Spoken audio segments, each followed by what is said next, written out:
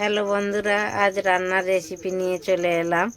আজ বানাবো রুই মাছ দিয়ে কলমি শাক আলু দিয়ে ঝোল হবে, পাতলা ঝোল।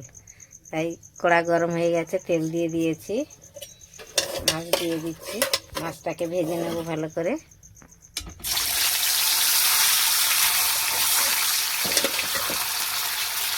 মাছটাকে ভেজে নেব। আজকে জিরে বাটা ঝোল করবো, পাতলা। গরম পড়ছে তো তাই ভালো লাগবে জিরে বাটা ঝোল পাতলা কলমি শাক দিয়ে। হ্যালো বন্ধুরা, আমার মাছ ভাজা হয়ে গেছে, ভালো করে ভেজে নিয়েছি। এবার তুলে নিচ্ছি। মাথাটাকেও ভালো করে ভেজেছি।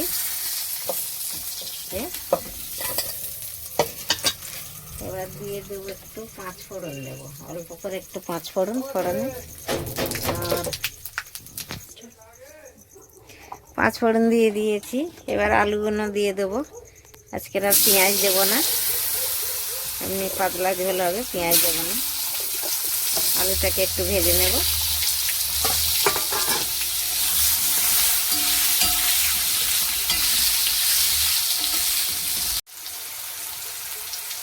হলুদ গুঁড়ো দিয়ে দিচ্ছি,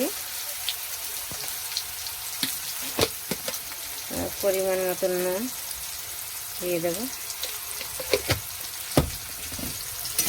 আলুটা একটু ভাজা হয়ে গেলে শাকটা কেটে রেখেছি, কলমি শাক, এটা দিয়ে দেবো। একটু পরে দেবো,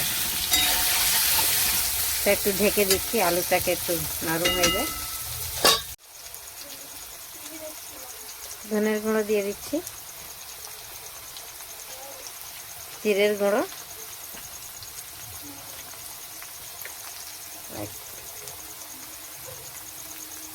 অল্প একটু লাল লঙ্কা,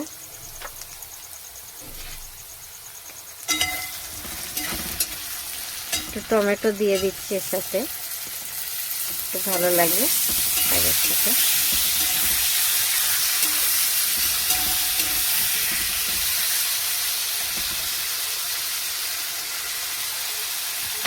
এবার শাকটাও তুলে দিচ্ছি একসাথেই, এবার একটু ঢেকে দেবো। শাক দিয়ে দিচ্ছি, শাকটাকে ছোট ছোট করে কেটে নিয়েছি।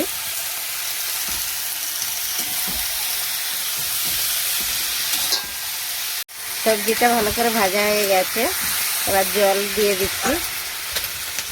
সব সিদ্ধ হয়ে গেছে, বেশি জল দেব না, একটু ঝোল হবে তো তার জন্য একটু জল দেব। একসাথেই মাছও তুলে দিয়ে দিচ্ছি, মাছটাই দিয়ে দিচ্ছি একসাথেই।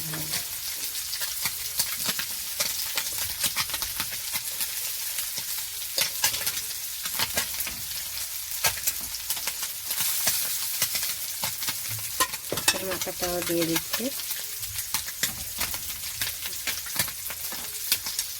বন্ধুরা, আমার মাছের ঝোল হয়ে গেছে। কলমি শাক দিয়ে আলু দিয়ে রুই মাছের ঝোল করেছি পাতলা, জিরে বাটা দিয়ে করেছি, জিরে বাটা ঝোল।